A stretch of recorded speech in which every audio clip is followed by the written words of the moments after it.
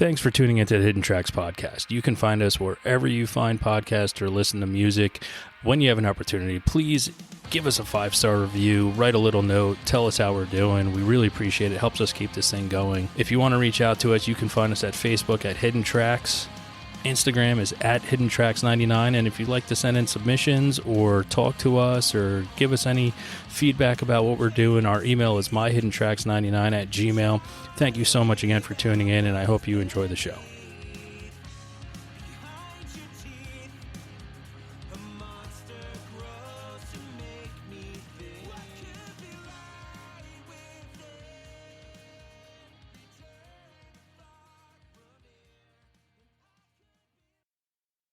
Everything's wrong! The stress of my modern office has caused me to go into a depression. Depression? Isn't that just a fancy word for feeling bummed out? Dwight, you ignorant slut!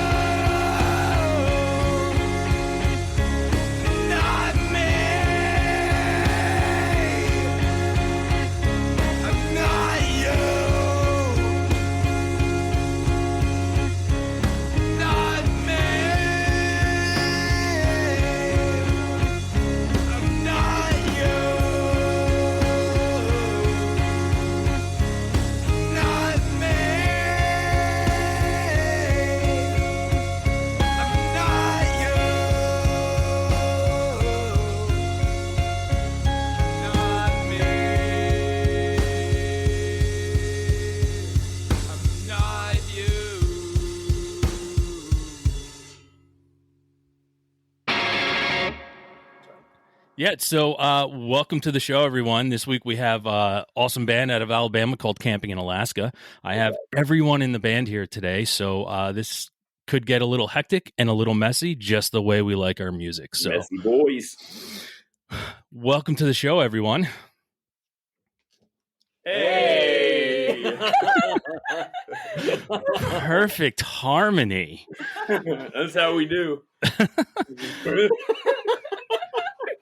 So we are off and running and having some fun already. Great harmony. I don't know who would want to give this. I mean, I'll throw this question to Austin, but I don't know if you want to give a little background on camping in Alaska to some of our fans and some of your fans who may not know the whole story. Oh man, that's a big question. Yeah, we've just been me and Jacob, we met in Taekwondo when we were 11. That's not a lie. We also met Ginger there. We were all three in Taekwondo, and we started playing music in high school and, did the Please Be Nice thing, went around, played some shows, recorded some more music, broke up, for years and years. And Devin and Tommy hit us up and now we're playing shows and shit again. Was it too fast? I mean, I just want to go back to Taekwondo for a second. We took Taekwondo as kids and we met in there and we were both like learning instruments at that time. And then so amazing musicians and black belts. That's amazing. Dude, I actually failed my black belt test 3 times in that class. You remember we had to go downtown to that church to do it. But I always passed my sparring thing, but you get to the form where you had to remember like fucking 80 fucking form things. And I never got it right. So I failed it like 3 times. Yeah. But then we met like that and then we like had a PE class together in high school. Yeah, with Ben. Yeah, we had a PE class together and then that's when the band started actually. It's when we were in high school. Yeah. But we played little things with like Carson and Robin and stuff before that, didn't we? Well, we were all in high school. Yeah, that was freshman year. Yeah. And then I joined the band after defeating Austin in a rap battle. Yeah, I thought it was Zach you defeated. I defeated 3 people that night. Okay, I believe it was Oni, Zach, and you. Yeah, I don't remember rap battling that night, but I believe it. That's what happened, dude. Wow. So we're we're going straight off the map here where we go from Taekwondo to 8 Mile real fast. And dude, B-Rabbit. Yeah, speaking of which, Eminem, quit ducking me, bro. I know you listening. We're an eclectic bunch. Yeah, I mean, you're putting all your talents to use. I mean, have you ever had to use Taekwondo, at one of your shows, or was it just for leisure? Yeah, dude. We just use it to beat up fans from the stage for fun, Yeah, we see one that's like particularly ugly, drag him up there, just pow, pow, pow, got him. Oh, God. At the end of every show, Austin and Jacob do a small demonstration of Taekwondo. If there's any challengers in the crowd, should they be so strong and daring, daring, then they're allowed to come on stage and get fucked up. I'm just kidding, dude. We should all perform in Taekwondo gis. That's a good idea. I have Taekwondo pants. Yeah, we were going to do the suits thing. Taekwondo, I think, that'd be pretty cool. See, we're already coming up with new ideas here. I didn't know I was interviewing the most dangerous band in music today. So, most vicious. Dude, the strongest. I got kicked out of the scummiest band in America's house for being too scummy. So I think we took that title. I'm not mentioning that shit on there. We can scrub it if you want to say it. I mean, I won't scrub it, but I'll just tell you that I'll scrub it if you say it. I accidentally killed their lead singer and then brought him back. So I don't want to start any thing. All right. I mean, allegedly. I doubt he'd ever hear this. So coming back together and doing this again, I mean, what's it like for everyone? I mean, Dani, to be a part of this, I mean, how has this been for you coming into this whole Taekwondo band thing? Oh, hey, I actually, I met everyone in early 2013 and I did backing vocals and some stuff with Bathe. It was a lot of fun. And then, I mean, I left the state for a while. And when I came back, and me and Austin's relationship began, we started playing music together just kind of naturally because, we'd played together before, kind of just goofing around. Yeah, she tried out to play bass and camping like originally when we were in high school. And you said no? No, it's our schedules. I'm not very good. Our schedules didn't meet up and stuff, and we ended up. I remember Ben played bass originally, and then he brought Jacob Hill on, and it just progressed like that. I don't know. Yeah, so it all kind of just came together. Yeah, a little organic. Now coming back together after being away for a little while, I mean, is there any rejuvenation in what you're doing and what you're moving forward with, or was it nice to be missed? Oh, so rejuvenated. Yeah, it's like a full spa day. Yeah, full spa day, dude. But no, for real, it does feel like a new grasp of energy. It does feel like that. It feels like that. When we've gotten back together, I think we're polishing up a lot of stuff that we wouldn't have done had we been starting to play some bigger shows and stuff like that. I just feel like us this time around feels a lot stronger. I feel like we're all a little bit more dedicated to it. Yeah. And I don't. Oh, sorry. There's more enthusiasm for sure about it. Yeah. I rejuvenated. Yeah. Because a few years ago when we, kind of fizzled out a little bit, which was really just due to, us going to do other projects or whatever. Grown up things. Yeah, pretty much trying to get careers going and stuff. And we oh shit, I lost my place. What was I fucking saying, dude? About how we fizzled out last time. Oh yeah, like after we fizzled out last time, we had some attention, but it wasn't like it is now. Like there weren't near as many people wanting to see us on stage or wanting to hear new music from us. There were definitely some people, sure, but not like it is now. Yeah, I think it'd been building slowly since it came out in 2013, but I don't think we've ever had as many like listeners and shit as we do now. It's crazy. Like when we first released Please Be Nice, dude, I went on tour like immediately after tour, quote unquote. Me and Ben went on immediately afterwards where he played some acoustic shows up north and stuff.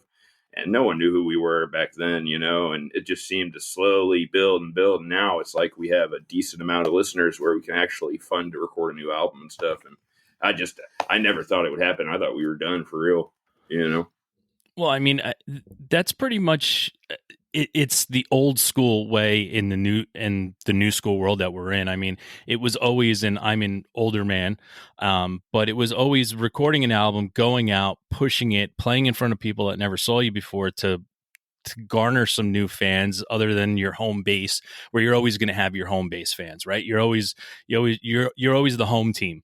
So actually, that's kind of weird here because no one in Alabama fucking likes us. Yeah, we dude. When we play here, we pull like 10 people. and it's like when we get messages all the time talking about come play Minnesota or Brazil, Canada, fucking all this shit, and then no one wants to see us here in our hometown. Yeah, it's all, but it's Alabama. There's not a lot of Midwest emo going around in Alabama. It's mostly like, easy listening or hardcore, there's no real middle road there. Easy listening. Easy listening, I just mean like softer rock, like rock, like indie rock shit. like indie rock or post rock, that kind of stuff. You don't hear a lot of like what we do here. Yeah. And all the punk is more like pop punky, like Ramones stuff, not really in the weirder direction. There's some abstract hardcore here. Yeah. Well, hardcore, but I'm talking about like Jawbreaker type stuff. You don't really see that, or like Lawrence Arms, like cool punk, I guess. Yeah, you're right. You don't see that here at all. Besides like us and maybe one or two other bands. Exactly. I was thinking of like like the Vertical House crowd, and they're cool, but they have a certain sound that just doesn't sound like us. Yeah. So finding out you have all these fans from other places and the willingness of other people wanting to listen to you and wanting you to go somewhere else to perform. I mean, what does that do for someone in a band that felt that there was nothing ever going to happen to now where it's like how you said you wanted in Brazil? And I mean that is the music, why music is so fucking awesome, because you can be anywhere in the world. You can be in Germany, they don't speak a lick of English, but they can sing your lyrics at the top of their lungs. So it's fucking crazy. I mean it's definitely incentive to do it, because I mean it's, I hate to say it, but if no one seems to give a shit about it, I mean, that is discouraging. You know, like no matter what people say, like I'd be lying to like say that like it doesn't matter. I just like to, you know what I mean? Like ideally people will like your stuff. Yeah, You I know don't what think I mean? anybody's in a band without like a part of you wants attention. Yeah, you know, I like mean, you wouldn't be on a stage, or if you wouldn't didn't. put it on Bandcamp or whatever. Or you want it to connect to somebody. You want, like, the way music makes me feel. I always wanted some other kid to listen to my music and maybe feel a similar feeling, like they're not alone. Somebody else feels the way they feel. I know that sounds cheesy as shit, but I mean, music is like listening to music is still like the whole world to me. I'm more of a music nerd than I am a musician, in my opinion, you know. No, well, sharing that music, I mean, I get so much enjoyment out of and doing this and sharing new music with new people and saying, hey, I like this, you should too, instead of an algorithm telling me what to listen to. I'll dive through the bullshit and say, here, you got to listen to this. And when someone comes back to me and goes, wow, I fucking love this, that means the world to me. Yeah, I agree. Yeah, for sure. It's nice to be able to, you know, have so many people in so many different places, like knowing that they spent time on something we recorded in one of our friends' houses, you know, 8 years ago or whatever, or 7, whatever it was. It's cool to know that, you know, some dude in London is busting it out and he loves it. You know, like that's tight. It's cool to know that it actually went somewhere, because we didn't do, at least not as a full band, we never did touring. Like we always just played here. We played maybe a couple out of stage shows, but nothing crazy. Yeah, you know. Yeah. And but like this is the first time we've ever played Atlanta, the one coming up. Yeah, we never played Atlanta before. We're playing, and the Masquerade's kind of a bucket list venue for me, man. I'm excited to play it, but it's just like it's crazy to go from like not doing much outside of your hometown to thinking, yeah, we're gonna go play at a venue where I've seen, you know, like Built to Spill or Modest Mouse. You know, like that's insane to think, and that other venues of that caliber are wanting us to come play. Like it's wild to think about. Now, when you get that call to want to go and play somewhere, like you just said, it was a bucket list thing for you. I mean, at that moment when you're like, that holy shit moment happens, as I'll call it, because it has to be a holy shit moment, that wow, this either made a difference or wow, we can still make a difference. Where do you land on that?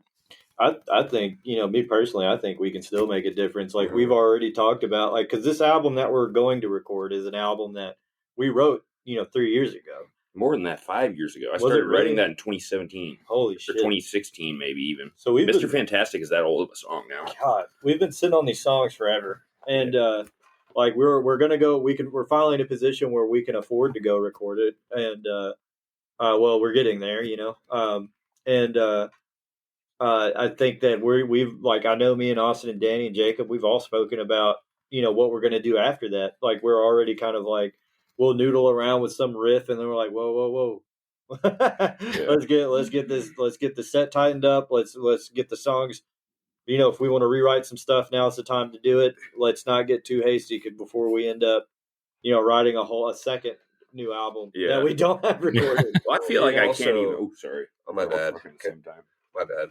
No, you're good. I was going to say, like, you know, it's like, obviously, you know, we love that people like our music, but it's like the stuff that they like and that the stuff that's got us to this point is stuff that maybe we don't so much identify with now that we're 10 years older. You know what I mean? So I think the attitude that we all take with it is like we can still make a difference attitude, because we're kind of hoping that if we do the same thing now that we did 10 years ago, write and record a batch of songs that are like just the truth, right? It's just like us being honest and like being vulnerable, then maybe this new stuff hopefully will resonate with the same audience that the old stuff did, you know? Yeah. Because they're older too. Yeah, you're maturing together, and I mean, and that shows already what you're speaking about. Just shows the maturity of where you were to where you are, and you know that happens in music all the time. And I have to tell people that will be like, "Well, I fell in love with them because of this, and now they're doing this." And I usually argue with someone, and I say, "Well, the shit you fell in love with them for is still fucking there for you to listen to. You can't shit on them for what they're doing now, because just it might not hit you exactly the same. And listen, I've been guilty of it plenty of times where my favorite band in the world, I bought their album. I'll never forget it. I threw it out on I-95 when their fucking CD, because I listened to the first 5 songs. I was like, what the fuck is this? And I was so upset.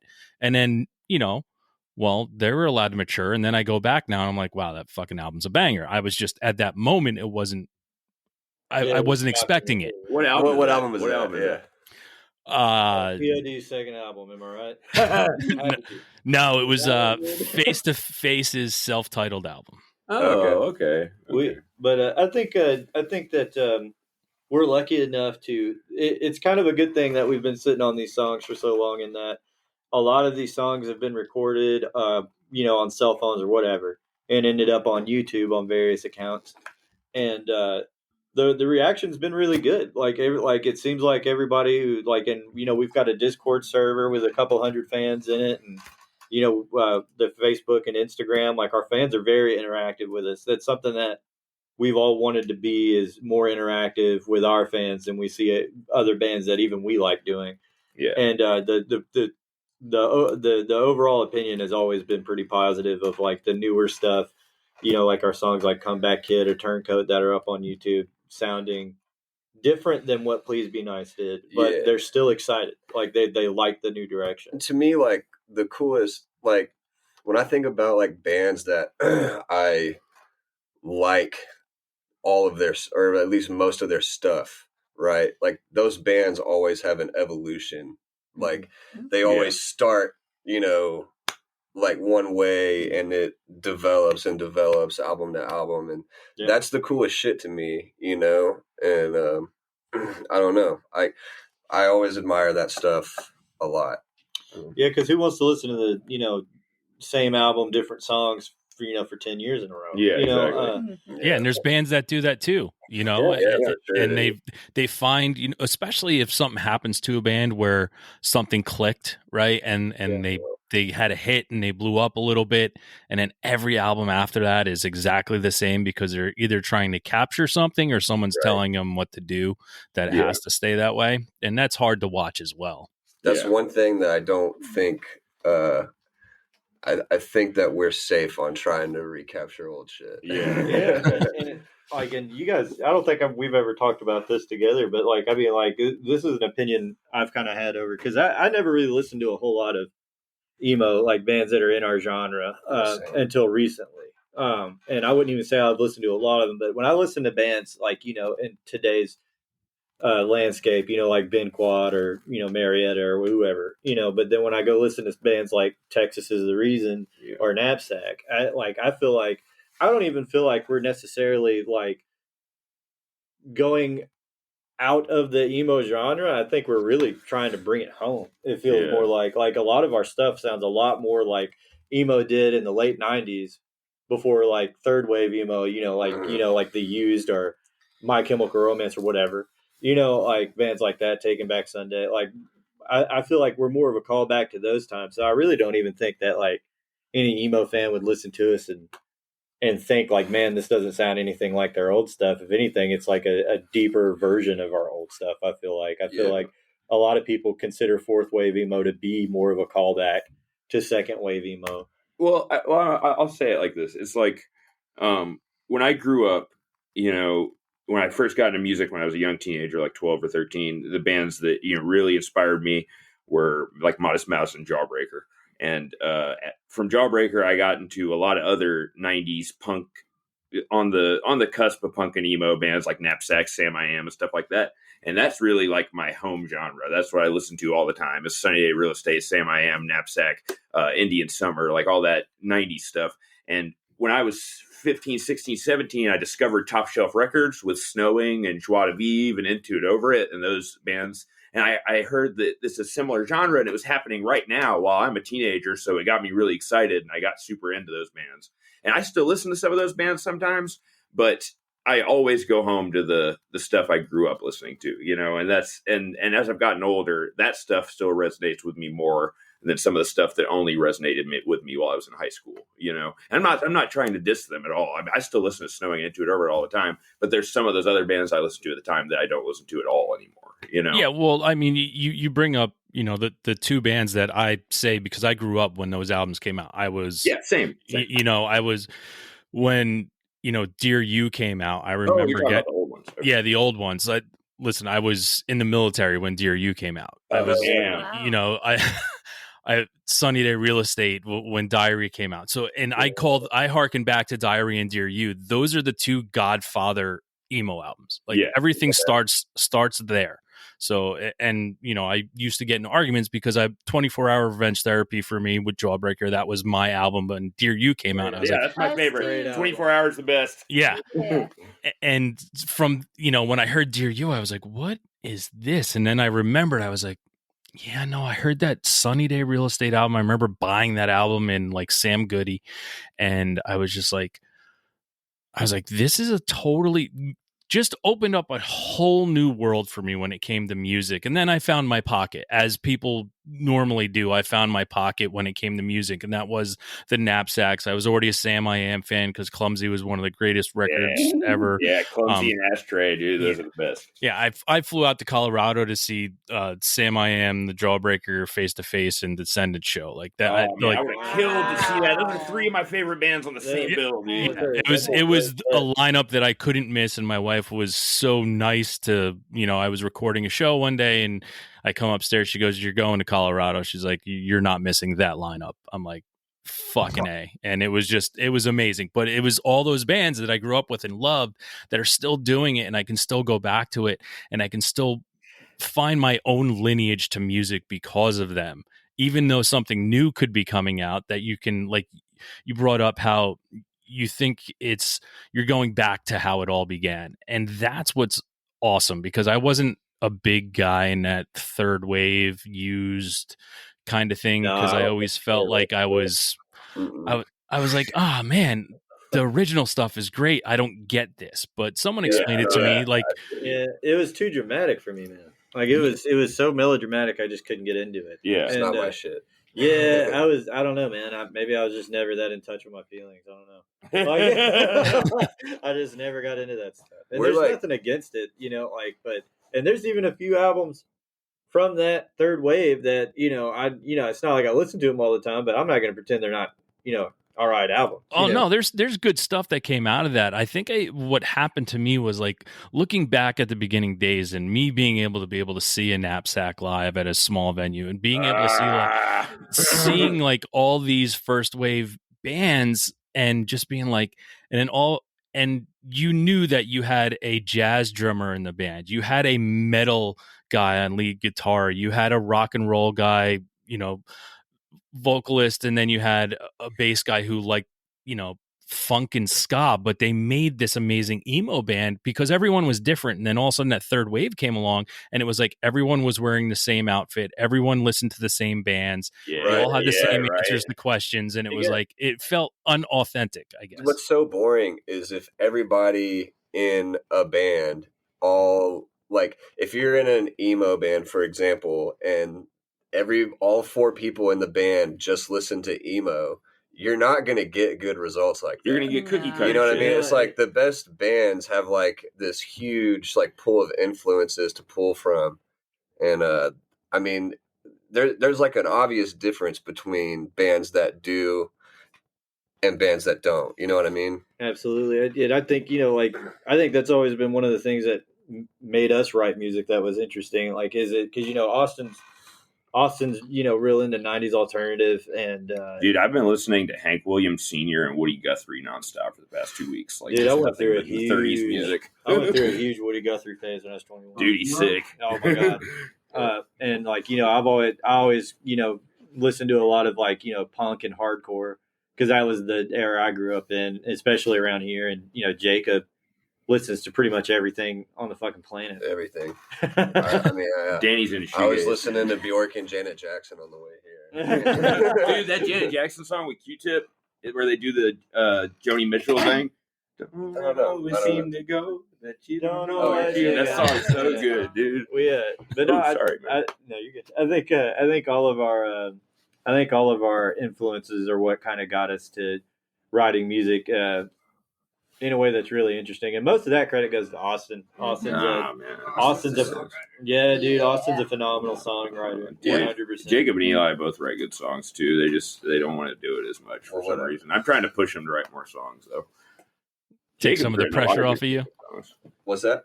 I said you want him to take some of the pressure off of you, Austin. That's why. Yeah, dude. Well, no, dude. They both write good songs. It's just like I don't know, like.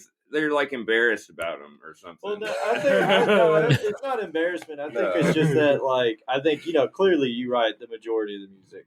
We definitely, we've always said this, that like Austin kind of brings us a song and then we play it a bunch, and then me or Jacob or Danny will all have an idea that'll make the song better in one way or another. I think that it takes all of our opinions to put out the kind of stuff that we do, and I think that.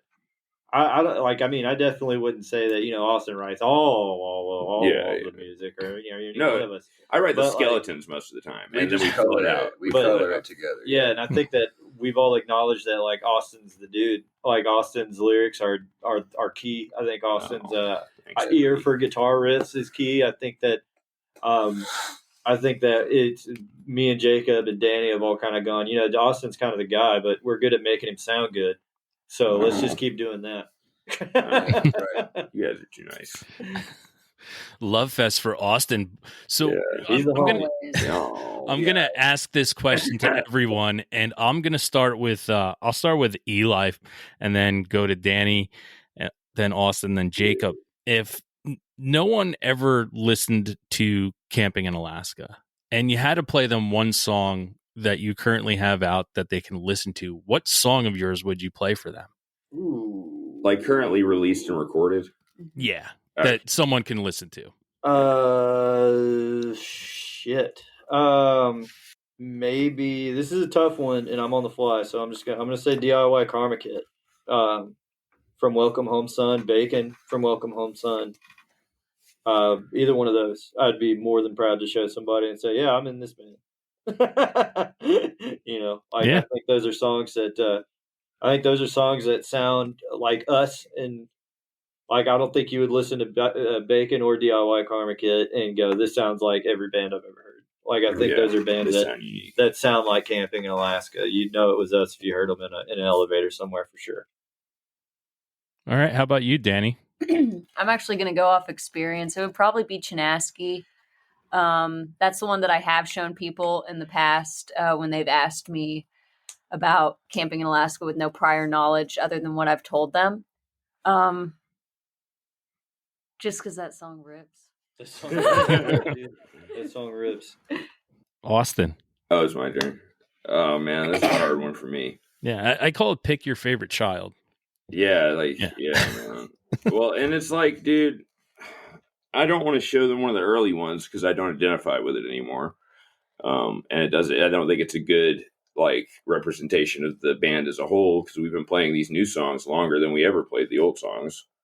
I mean, even though no one's heard them on a large scale, But I'm gonna have to pick something from Welcome Home Son too. I don't know. Probably DIY Karma Kit or Roses. Ooh, that's a good one. I didn't even think. Probably Roses. I'm gonna go with Roses. Yeah. It just really sounds like a camping song with all the really rhythmic parts. I'm gonna retroactively change my answer to it. Yeah. It's just like that rhythmic part at the end, I think sounds really like a camping riff, Yeah. It's all about like accentuating Jacob's drumming and like the fucking weird stops and shit. Yeah, cause I think that's huge in our music. Yeah. I'll shut up though. It's Jacob's. Yeah. Go ahead.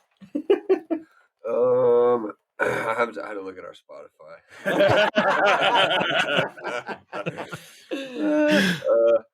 I don't know. Probably the same ones they're saying. All right, good. My bad. Either DIY Karma Kit or Werewolf off of Love. Yeah, he likes Werewolf. I like Werewolf a lot. I like probably either one of those. DIY Karma Kit, Werewolf, one of those.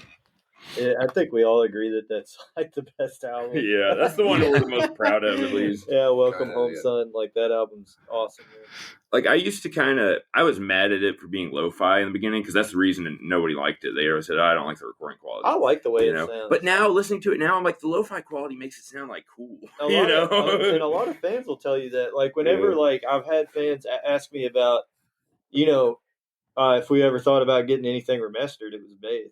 Bathe is the one that's not mastered well. Yeah, anybody will tell you that they think, Welcome Home Son, doesn't have the best recording quality. That goes to Please Be Nice for sure. But I think anybody will tell you that, who listens to our band regularly, that Welcome Home Son, like, the sound of it is great for what that album is. Like, I'm glad that wasn't recorded in a studio, like a big famous studio. Well, it sounds authentic. That's why. The reason it sounds authentic. We recorded it on this borrowed 1991 Tascam cassette 4-track. Its fast forward and play button was broken, so me and Jacob accidentally deleted like an entire 3-day work of song one time because the fast forward was like rewind, and we pressed record and recorded over everything.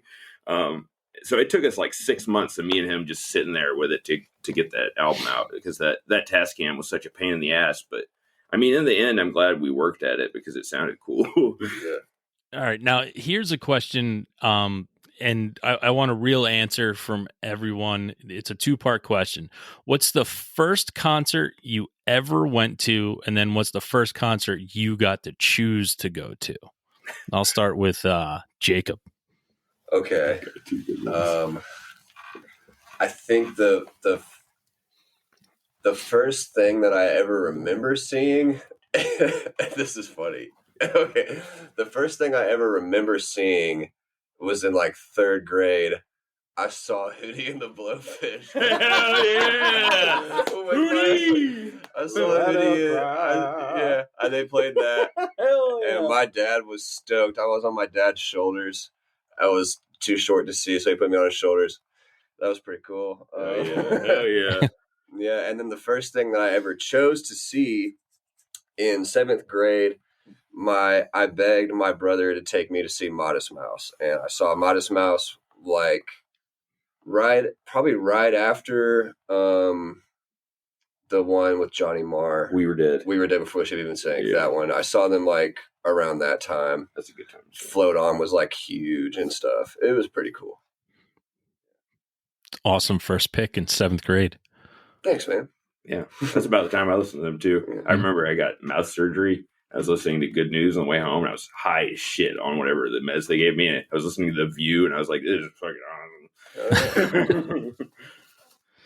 All right, Austin, first show you ever went to, and first one you got to pick.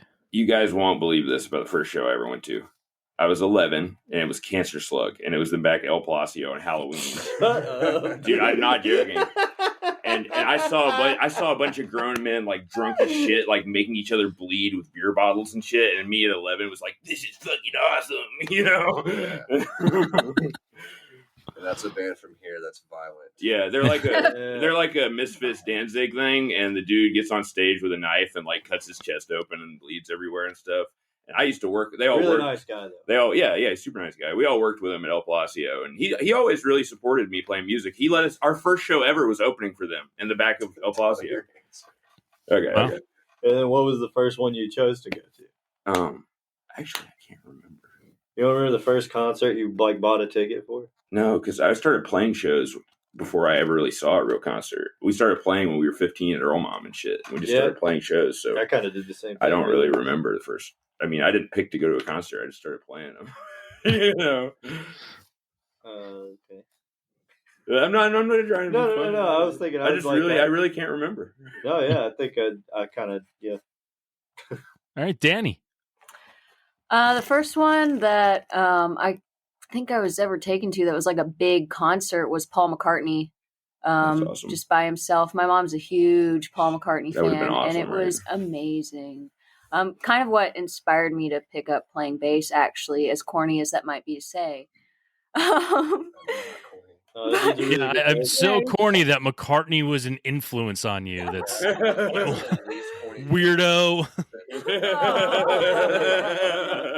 Thanks, everyone. And the first one I remember, like, This is a weird one that I remember my friend and I getting really stoked for and traveling for was when we were 16. We went and saw Kasabian and at the Masquerade actually, and there was like nobody there except a bunch of people from Ireland who flew in just for this show in Atlanta, and it was pretty incredible.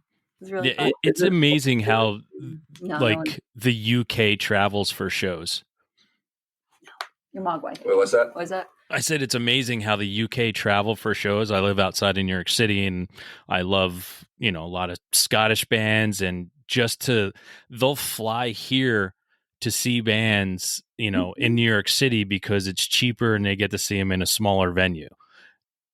That's wild. Yeah, that's exactly what those Irish guys were telling us that night. And I my mind was kind of blown that they came so far for this.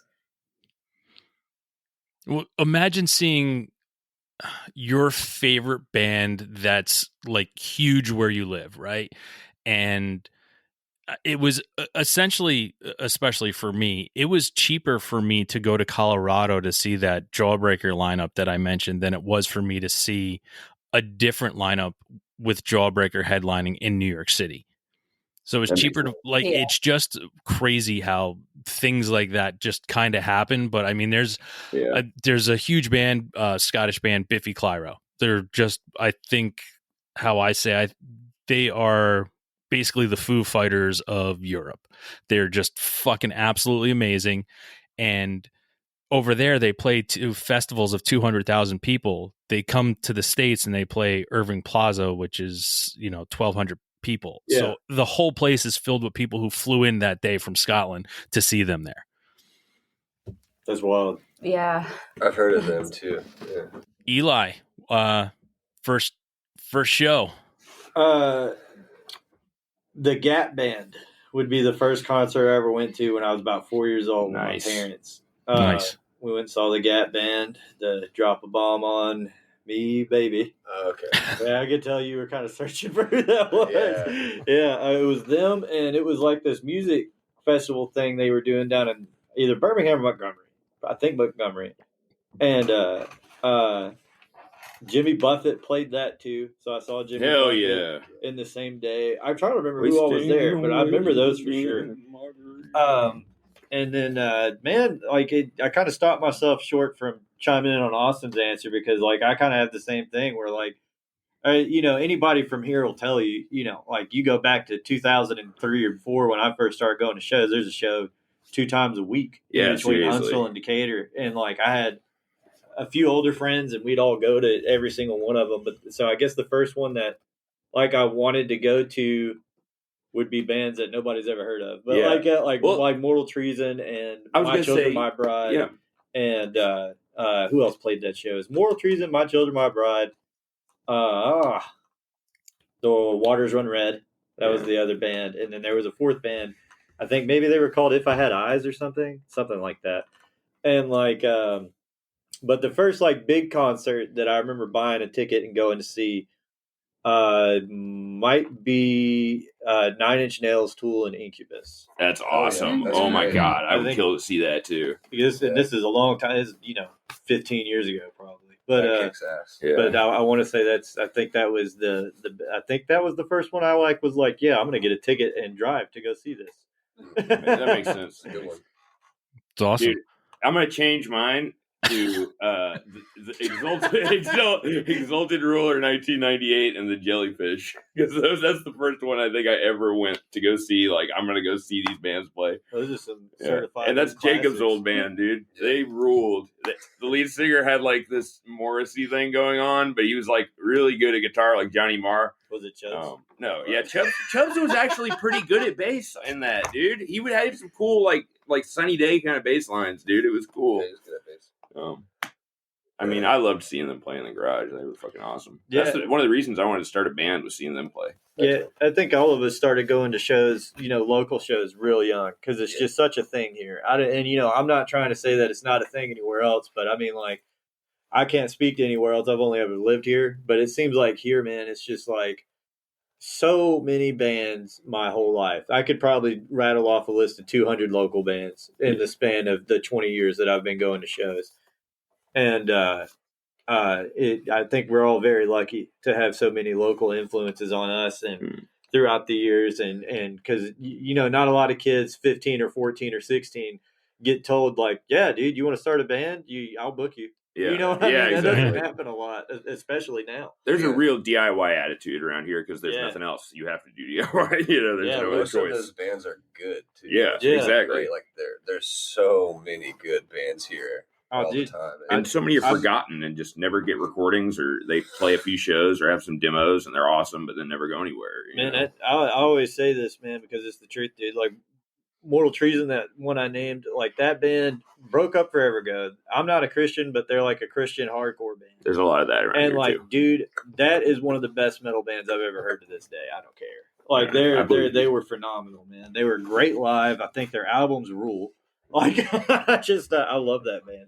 I still have a Mortal Treason T-shirt in my closet. Do you guys remember the Crossing? It was that place at Weisberg Church, yes. And it was like a place where bands played, and there was a skate park, but it was inside the church, and it was like a youth group thing. Yeah, we all used to hang out there. Ginger used to wear a Crossing shirt like every day. It's like the only shirt he owned.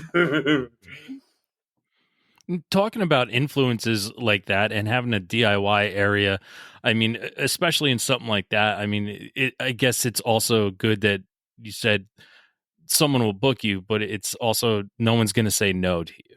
So you don't ever get shot down, or was there times where people were like, no, you can't play, we don't want to hear you? When we were too young to play at some places, when we were young, I mean, it was actually kind of hard to get booked on a show. I'm just going to speculate and say that some people didn't take us super seriously because we were like 15-year-old kids asking to play, and there was already like a slew of like established adult bands that people were familiar with. Yeah. So obviously, like, we weren't, you know what I mean, going to get considered before them or whatever. So the answer to that problem ended up being to like make our own way to do it. So we, I mean, now we're in a position where like, if we want to, I mean, within reason, if we want to play, we can, right? Like, especially here in Huntsville, like we can kind of take our pick of like, we're the adult band. Yeah. You're the band that people are. Yeah. I mean, we're not going to like play at the fucking Civic Center, but like, you know, within reason, we can kind of like put together a show pretty easily. But back then, what we did was our friend, so our friend, like his grandfather or something, owned this bar, and it closed. And it was just like, it was more or less an abandoned building. Freddy's. But it was more or less like an abandoned building, and we somehow got power to it, and we had shows there for like, I mean, it lasted a lot longer than you would expect before the cops shut it down. We had a lot of shows there. And that's kind of how we like ended up being able to play for people when nobody else would let us. And you know, they're all from Huntsville. I'm from Decatur, which is just like a 20-minute drive. But in Decatur, it was like, we have so many churches in Decatur, Alabama. Yeah. You will never understand how many churches every block. Like some of them have 2 churches on. Yeah, it's crazy. And like we used to just go to youth buildings. We like when this is gonna sound fucked up, but it's true. When I was like 20 or 21, dude, we'd go to like we all looked young. We were all skinny little white dudes. You know, we'd go to a church on a Wednesday night, go into the youth building like we were 17, and we'd start talking about our band, and we'd get them to let us book shows in their youth buildings. And like we did that all the time. It was like a grift. Like we all knew what roles to play. We all knew how to talk. And then we'd play one show there, and then we'd get kicked out. Never again. We'd book touring hardcore bands, and we'd book touring death metal bands to come play at this youth building, and they had no idea what was happening. That's how our mom was, too. Until there was 200 cars in the parking lot. And they know that we charge $15 a head. But for some reason, they only got like $250. We did that to a million. It's why you can't play in a youth building to this day in Decatur. Like, we did that a shit ton. Huntsville had the same thing going on. My friend was in a metal band. Cross Point. Yeah, my friend was in a metal band, and he was always playing at churches, and I was like, how are you guys doing this? They had a song called Jonathan Edwards. It was about, like, it was basically like a fuck Christianity song, and they were playing at churches, and I was like, how are you doing this? And he's like, we just say we're Christian. Yeah, that's all it took. And, like, people...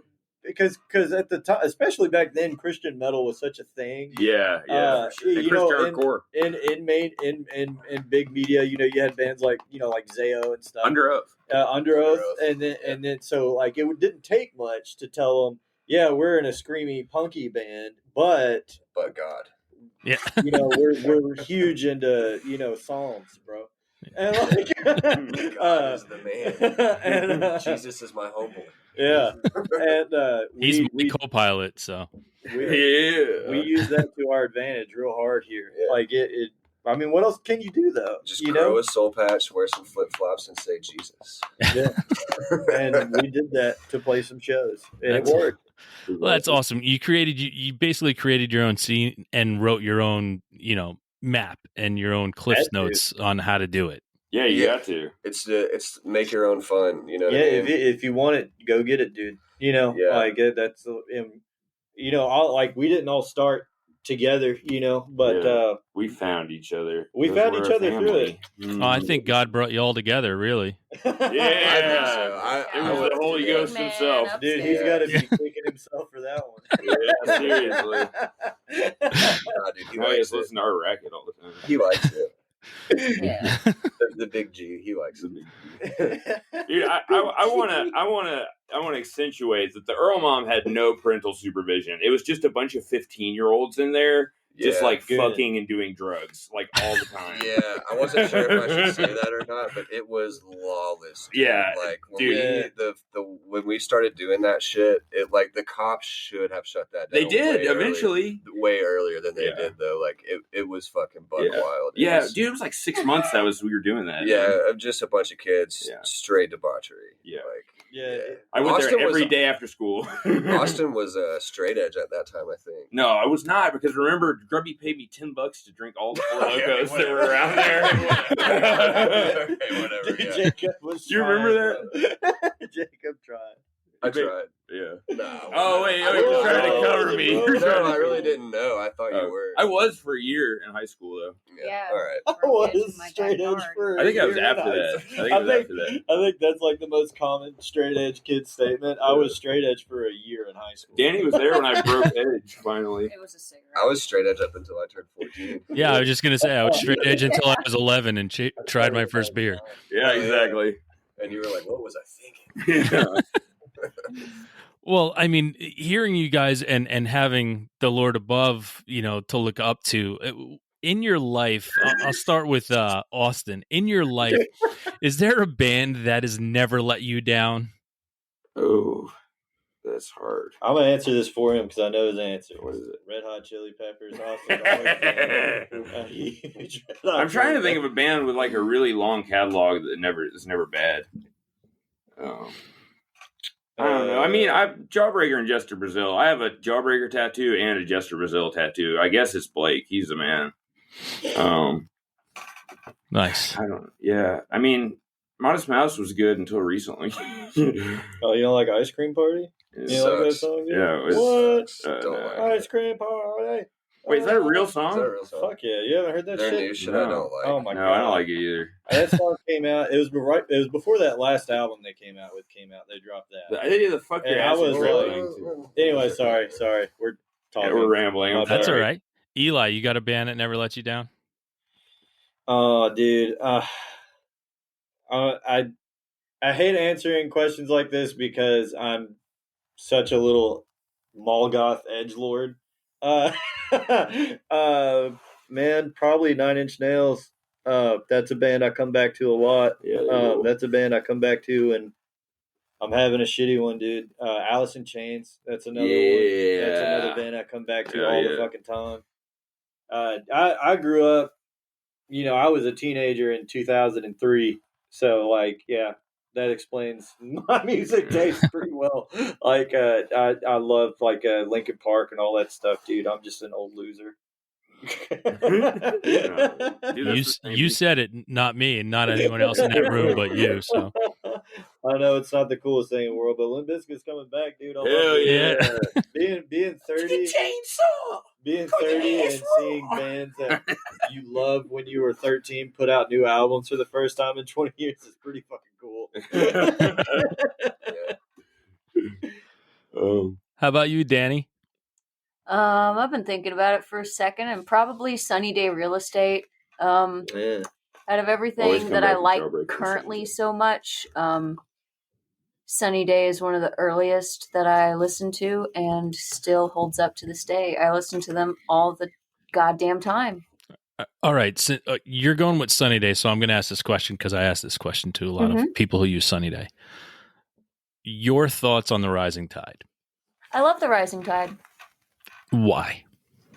Damn, dude. I feel like it's a good follow-up to How It Feels to Be Something On. How It Feels is the best. I really like... I feel like there's a lot... the draw for me for Sunny Day Real Estate is Jeremy Enoch's vocals, right? And there's a lot of songs on the Rising Tide where he fucking shines. And I love his solo work, too. Yeah, solo stuff's And cool. also... the titular track, the final one, The Rising Tide, has that beautiful fucking coda at the end. I don't know. There's just a lot of sounds that I like on that album. Except that one with about TV or whatever. I hate that song. See, I like getting your answer from it, and the reason why is because sometimes I get into arguments. I think the album is brilliant, and I think it like get into arguments because a lot of real fans didn't like it. And I said, well, what's there not to like? And no one can ever really give me a straight answer. So that's why I asked why you liked it. I wasn't calling you out or putting you on the spot. The hot seat. I was like, all right, let's go. The way you said why I felt like you just, why? Like, why the fuck do you even think that? Jeremy is his voice. No one can touch it. I mean, I've saw Jeremy solo 3 times this year. I saw Sunny Day Real Estate a couple months ago. So, and it's just, I just saw him honestly over the summer, and there was 12 of us in the room, and it's just like, and he's still. I'm like, I'm standing in front of a god. No one can do what he does with his voice, and it just still sounds perfect every time. He's just, he's brilliant. I joked to Austin that he could just read a phone book, and I'd be like, this rules. All right, we got one more person. Me. I was thinking about this. Like, every band that I like a lot has done something awful at some point. No shit. Like, my favorite bands are like, I was thinking about like Modest Mouse has done plenty of shit I don't like. Smashing Pumpkins has done a bunch of shit I don't like. But Eli's answer, all of the Alice in Chains stuff with Lane Staley is great. That's who I really meant. Everything with Lane Staley I like. Mad Season. Mad Season, that album's fucking, the Mad Season album's good. Sorry, oh no, you're cool, man. On the way here, well, 2 other things I can think of. I mean, I do like Nirvana a lot. There's not a bad Nirvana album. Yeah. I was thinking about that one. I was trying to think about it. I don't think there's a bad Bjork album. I was listening to Bjork a lot this week. Got some Bjork vinyl. Yeah. Bjork's a shit, dude. Love Bjork. Yeah, I don't Bjork's think good. that Bjork has ever done anything bad. That shit she did with think. Mike Patton, man. Oh my god. I haven't heard that. Dude, there's some videos on YouTube you can watch of Mike Patton and Bjork in studio, like riffing off each other, because you know she's always been into like some throat singy, percussive stuff he's here really and into there, that and stuff. he's so good He's at a using god. his mouth for percussive shit, Yeah. like as secondary vocals on some shit, and them in studio together, just no song, nothing, and they're just like in studio riffing off each other. It's amazing. That's to so watch. weird. I want to see that. It's really cool. Yeah. Sorry. No, listen, that's what we're here for, to so talk bad about music and get people excited about other things other than what they're being told to listen to by an algorithm. Yeah, dude. Yeah. Like I'm so bad about just rambling though. Like I will jump in and just go on a tangent. I don't mean to do that. Keep going, man. So go on a tangent on that. Here's a morbid question. The world's going to end in 5 minutes. We're all going to die by a meteor. and you have Yes. to listen to one song before it crashes into the earth. What song are you listening to, Eli? Ooh, that's really hard. Tiptoe Through the Tulips by Tiny Tim. That's my dad's least favorite song ever written. He Your told me dad that. can fuck off. If I'm about to die, that's the song I want to hear. I don't even listen to a lot of Tiny Tim, but if I'm gonna go, dude, I gotta at least get a laugh out. I think he's just doing it to be funny, but Dad, he doesn't mean it. We love you. I don't know what a real answer would be. One song. Shit. I don't know, dude. Like, what do I want to hear when I die? I'm gonna say "Pink and White" by Frank Ocean. I love that fucking song. I love singing that song. I love listening to that song. I've listened to that song on repeat for a whole 40-minute drive before. I love that fucking song. So I'm gonna say that one. Awesome. Danny, what would you listen to? Oh man, I'm still thinking here. I hope I got that fucking song. Holy shit! I'm gonna go with "Lorelei" by Cocktail Twins. Oh, hell yeah! I did get the name. Yeah, no follow up. Oh yeah, that's a good call. Austin. Can I be last? Is Jacob ready to go? Yeah. You made a face like I hate that. When as soon as he said, "Can I go last?" I was still thinking. I think I would probably put on. If I was about to die, I would be sad, and I would probably put on. I would want to go out like a pussy. I'd probably listen to The World at Large because it's got some like. Dude, I did a poetry project on that in 7th grade. Yeah, it's an amazing song. I'd probably put on The World at Large. I'm not joking. No, it's just funny to like. I'm not laughing at that song. I'm laughing at you in 7th grade.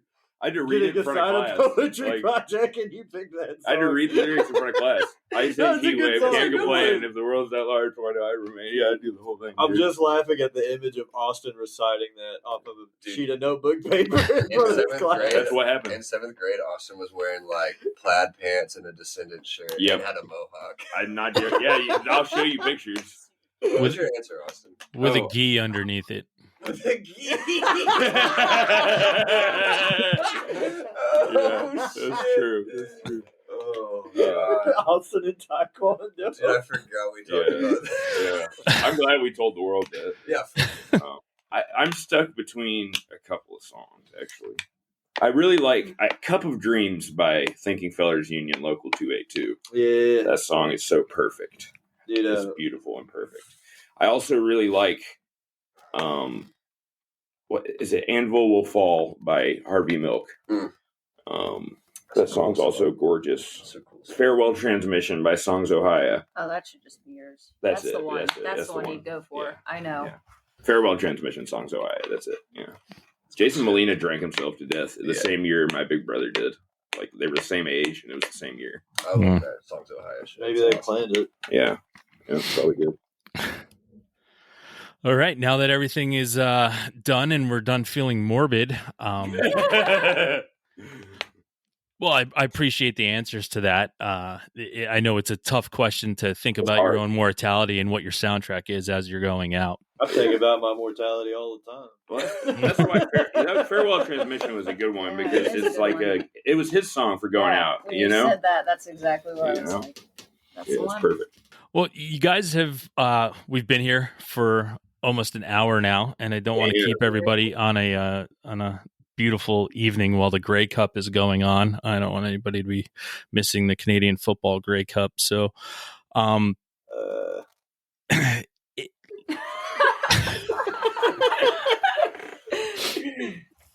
shout out to the CFL. But sorry, that's just what I'm looking forward to. That's why I'm trying to get out of here. No, you're just lost, dude. Roll Tide. I didn't think Canada had sports. Yeah. No, they got plenty of hockey. Are you from Canada? No, I'm not from Canada. Oh, okay. They play cricket. You know what Canada has that's really cool, though? They have John K. Samson. Have John K. Samson. And he was in the Weezer bands and shit. And Propagandhi. Yeah, Propagandhi. Dude, that's how I found out about him, because Propagandhi was like my shit when I was like 11, when I had my mohawk and shit, dude. And then Weaker Than's like I grew up into it, and now I can't stop listening to Winter Wheat, John K. Samson solo stuff. Left God, and it's so Leaving. good. Well, Left and Leaving, Oh, so you listen to good. him too? Of course. Yeah. I didn't know you knew I him. showed you Left and Leaving. You showed me Left and Leaving? I promise you I did. Really? I swear to God. You probably did. You probably did. Yeah, I remember buying that album because it said Propagandhi member on the front of it. Somebody just wrote it in a record store, The Weaker Than Left and Leaving. That's cool. And I was just like, oh, all right, well, it's got to be good. And I got it and I listened to it. And I was like, what the fuck is this? Yeah, And- because nothing like No. And then the second time I listened to it, I was like, this could be the greatest band of all time. I love Yeah. that album, man. That one and the one after are the two best ones. Well, actually, I like the last one too. But I like everything he does. Man. Everything He doesn't John do K. anything does bad. is He doesn't do fantastic. anything bad. He's the artist that never lets me down. Dude, That's it. he's never done He's anything it. bad. I would disagree. I can't. man. No, seriously, I He's can't think of let one me bad down. song he's ever written. I cannot think of one. Anything he's done Propagandhi was good, and anything he did in Weaker Thans was good, and anything he did by himself was good. I cannot think of one song. Even his songs about like getting hockey players in the fucking hockey Hall of Fame shit that I care nothing about. It's still a fucking banger. Like, how does he do that? You know, he can write about the most boring shit in the world, and it's like it'll bring me to tears. You know. Well, like Fantasy Baseball. Did you hear that song that he did? Yeah, that song's Yeah. a banger, dude. Like, Yeah. what? You wrote a song about fantasy baseball, and it's like, wow, this really moves me. Like, what the fuck, you know?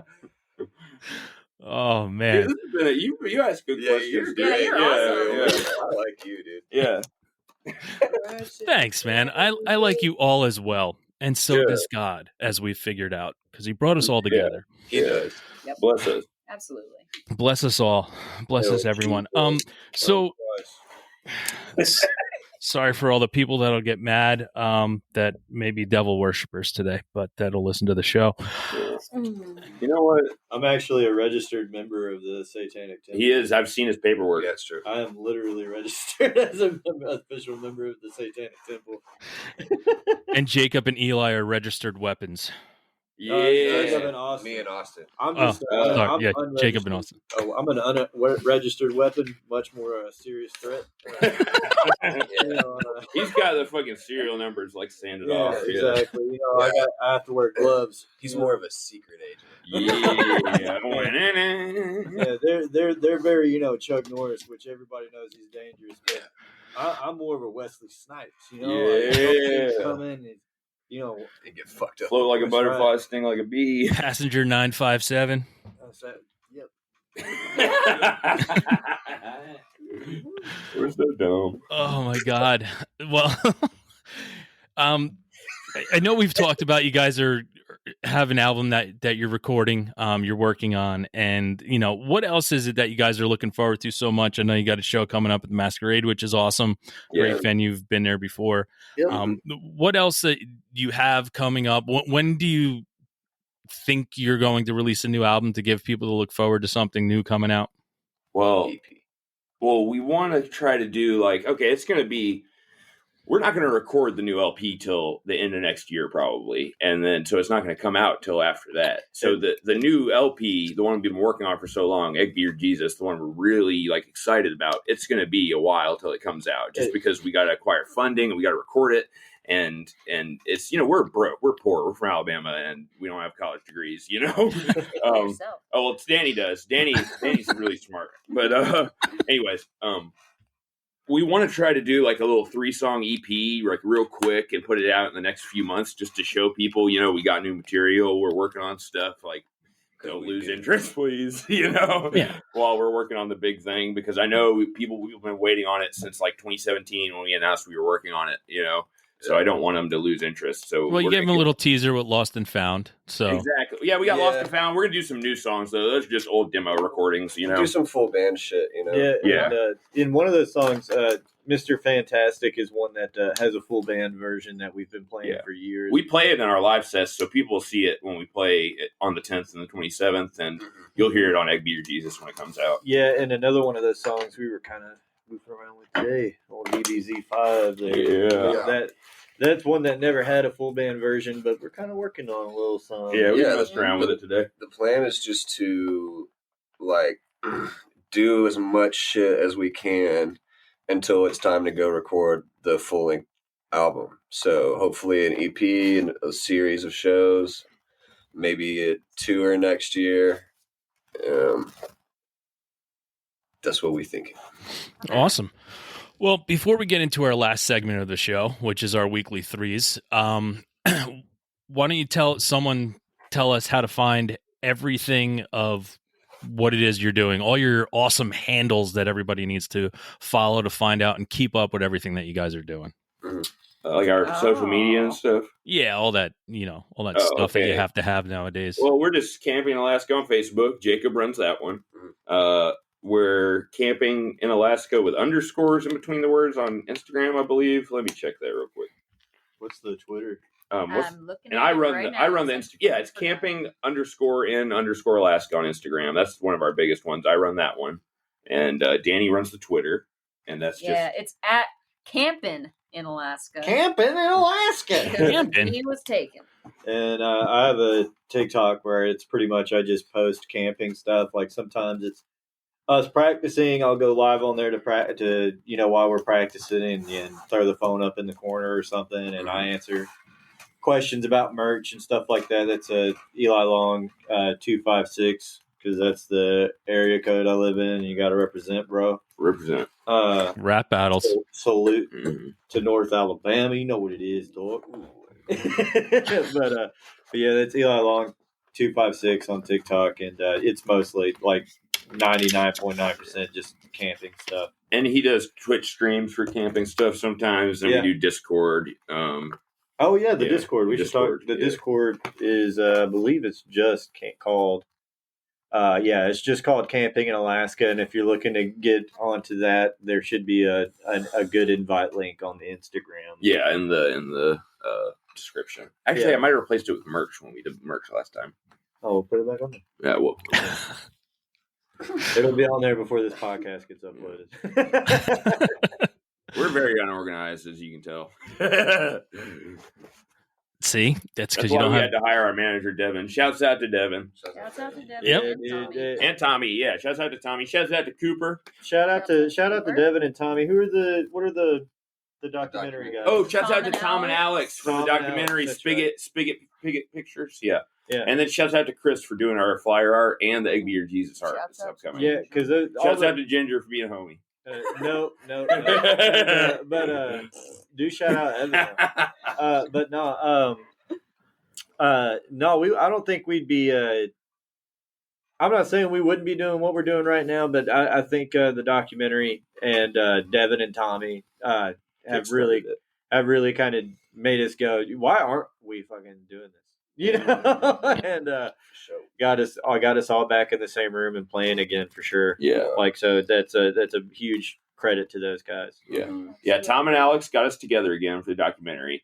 Devin and Tommy got us releasing stuff and convincing us to play music again. Yeah, because we hadn't been in the same room together in a while since that happened. Since until the documentary, and then we remembered how much fun we have hanging out together. Yeah, we're the homies, dude. And then just I don't know. After that, it was back to business, I guess. It's amazing what a little love does. Yeah, man, for sure. Well, we got all that out of the way. Hope everybody you got your little blue check marks on all your things too. I know that's a big thing going on in the world today. So on all your social medias, your blue check marks to make sure that you are camping in Alaska.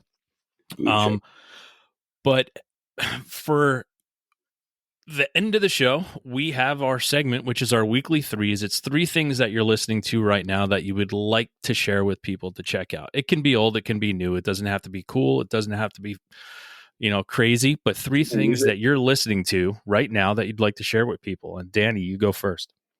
What? You said that. I was just looking at Spotify. Wait, 3 things or just 1 thing? 3 things. 3 things. Okay. 3 things. It doesn't have to be 3 because there's a lot of you, so it's going to be hard for us to put it all into one post. But this week I've been really feeling Portishead as usual. Big Thief, and let me look in that little Spotify bar right quick. I use YouTube Music. Spotify sucks. Straight up. Yeah, Straight up, dude. YouTube Music Team. YouTube Music has demos and B-sides. Yeah, it has that all the Spotify will never fucking exactly. Oh, It that's has right. all the stuff uploaded under the music Pixies. tag. It's so Pixies. perfect. Pixies. Yeah. Nice. Gigantic. Austin. Good. Me? Yeah. Okay. 3 things. Okay, 3 things. One, I want to tell people to listen to Thinking Fellers Union because I've been so into them for the past year and a half, and I feel like no one listens to them. They're underrated as shit. And then I'm going to tell people to listen to Songs Ohio because they don't get enough love either, or anything that Jason Molina did, including Magnolia Electrico. And then I'll shout out Akron Family. Their first album is incredible. Mm-hmm. Yeah, I love that. Yeah, that's it. All right. Jacob. Do Eli first. Sorry. Fight amongst yourselves. I'm gonna say the album "Horrible Person" from Joyful Death. That's one I've been listening to a lot lately. Nice. And, there's a guy who's been on YouTube for a while. His name's King Cobra. He put out an album called Satan's Bell last year that I've been listening to a lot.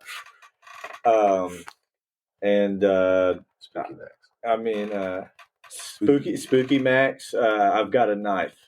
That one's really good too. Yeah, those are all good choices. Hello. We're back to you, Jacob. Oh shit! All right. The band Imperial Triumphant. They're called. They're like a metal band. They have a new album that I've been listening to the last week. What's that new album called? Spirit of Ecstasy by Imperial Triumphant. I like them a lot. The drummer is really fucking good. They're all really good. It's a really good band. And what else I've been listening? Stereo Lab. Listened to that recently. Dots and Loops. Good album. And also, I mean, this is a known thing. This is like a popular band. My friend Steven got me listening to the 80s King Crimson shit. There's an album called... dude, hell yeah. Yeah. King Crimson's the Crimson. shit, bro. The album Discipline is so fucking incredible.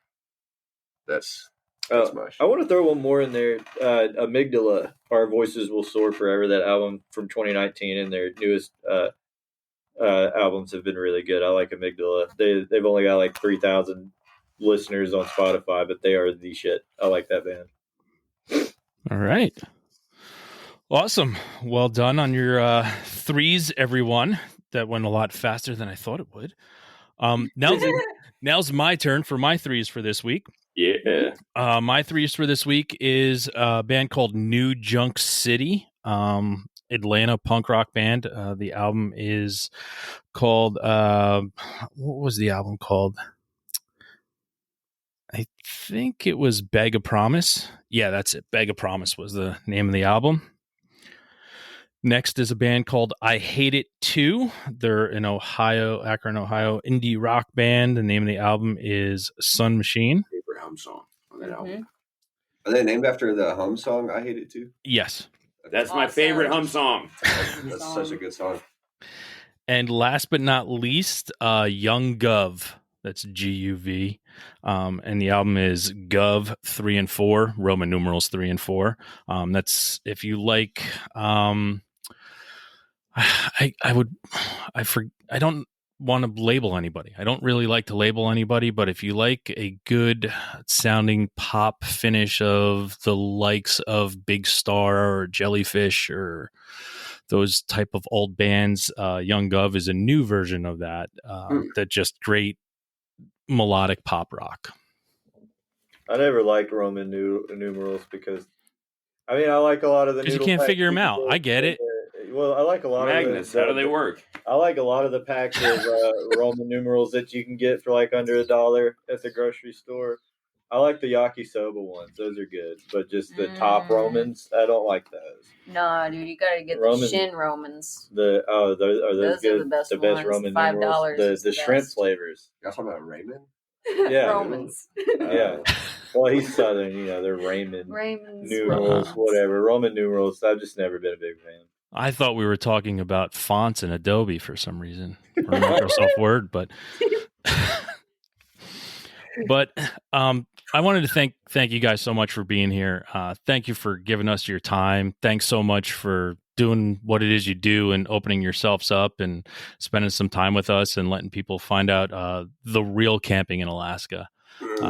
We appreciate it, and keep cranking out music. Really looking forward to some awesome shit coming from all of you. And, it is awesome. And I love the fact that you guys found a new revitalization to the band, and to realize that what you had done in the past still makes a difference today. So thank you for all that hard work you did before, because you wouldn't be where you are right now. So thank you. Thank you, you, for buddy. having us. Yeah, thanks for having us. Thanks for being so cool. Yeah. I've had enough of this gotcha journalism.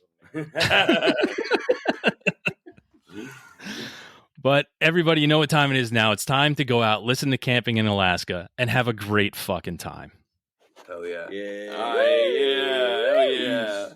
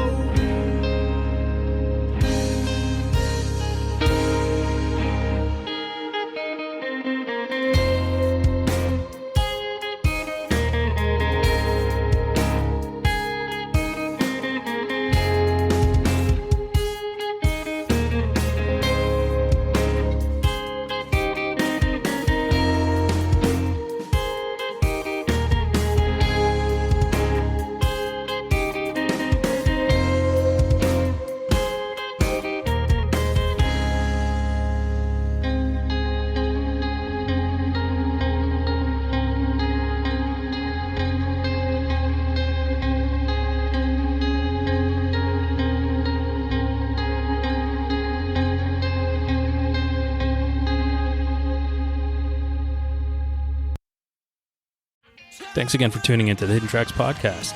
We hope you enjoyed this week's show. Don't forget to follow us on Instagram at HiddenTracks99. Also, send all your submissions myhiddentracks99@gmail.com. Tune in next week. You may find your new favorite band, and don't forget to go out and have a great fucking time.